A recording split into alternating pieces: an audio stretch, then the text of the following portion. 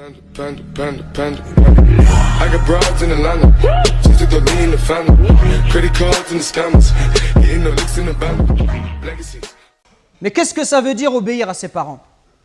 Quel est le cadre qu'Allah m'a fixé? Comment est-ce que je sais si j'obéis à mes parents ou si je leur désobéis? Peut-être que j'ai répondu à mes parents, peut-être que j'élève la voix sur eux, peut-être que je leur crie dessus, peut-être même, wal'iyadhu billah, à notre époque il n'y a rien d'étonnant, peut-être même que certains ils insultent leurs parents, voire même ils lèvent la main sur eux ou ils les frappent. Et on entend parfois, wal'iyadhu billah, des gens qui vont insulter, qui vont tuer leurs parents pour l'héritage.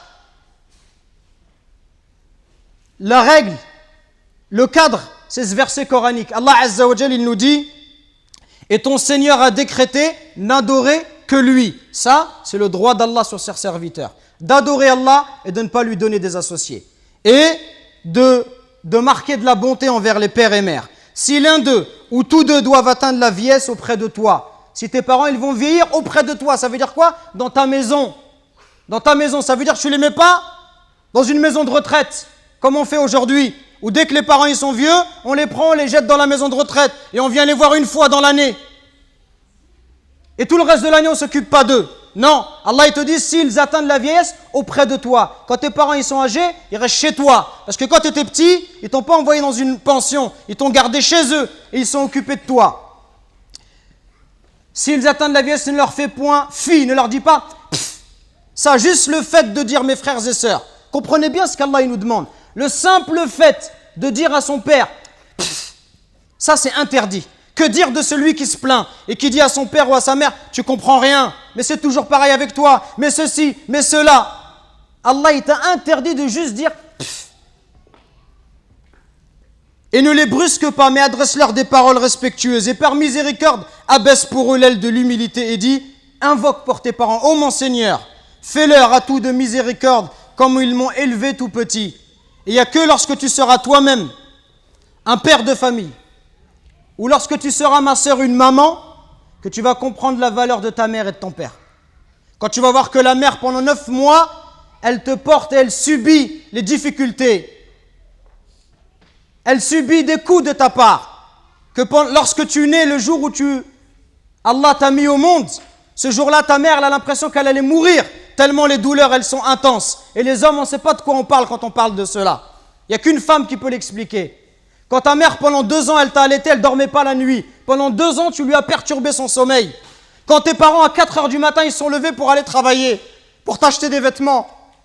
Quand lorsque tu es malade, ta mère, elle ne trouve pas le sommeil. Même quand tu as 30 ou 40 ans, si tu rentres à 1 heure du matin, ta mère, elle t'attend encore pour demander de tes nouvelles ou pour te préparer à manger. Qui va se comporter avec toi si ce n'est pas ta mère et ton père? Qui va se comporter comme ça avec toi? Et nous, on est gentils avec nos copains. À n'importe quelle heure, on répond à l'appel de nos amis qui nous demandent de l'aide, on les aide. Mais est-ce qu'on aide nos parents? Est-ce qu'on est à leur écoute? Est-ce qu'on leur donne du temps? Est-ce qu'on leur montre du respect? Les anciens, ils disaient, Zayd al-Abidin, le petit-fils de Ali ibn Abi Talib, il disait, on lui disait, toi, tu es quelqu'un de très bon avec tes parents, pourquoi tu manges jamais avec ta mère? Il dit, parce que j'ai peur, si ma mère, elle voit dans l'assiette quelque chose qu'elle a envie de prendre, et si je le prends avant elle, j'ai peur qu'Allah, il compte cela comme la désobéissance. Et il disait rien d'étonnant à cela. Il disait, ceux qui ont vécu avant nous, ils considéraient comme un manque de respect envers les parents que d'habiter au premier étage et que de laisser habiter les parents au rez-de-chaussée. Regardez jusqu'où ça allait. Allahu Akbar. Le simple fait d'être au-dessus de sa mère, au premier étage, sa mère au rez-de-chaussée, ils considéraient ça comme un manque de respect.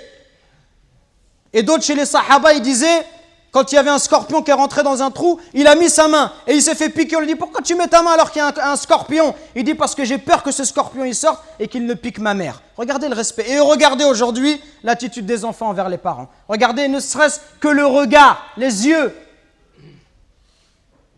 Wallahi mes frères, si nos parents ils invoquent contre nous, wallahi c'est pour nous le malheur dans la vie d'ici-bas et dans celle de l'au-delà. Allah Azza wa Jal, par l'intermédiaire du prophète, il nous dit qu'Allah il a interdit le paradis.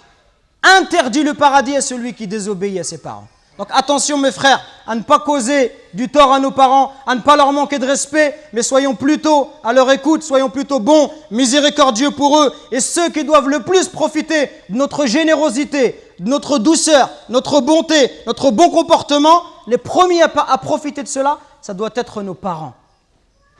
Parce que viendra un jour où ils vont partir, et le jour où ils vont partir, tu vas regretter. Et tu vas dire, ah, si je pouvais encore faire du khair à mon père, si je pouvais encore faire du khair à ma mère.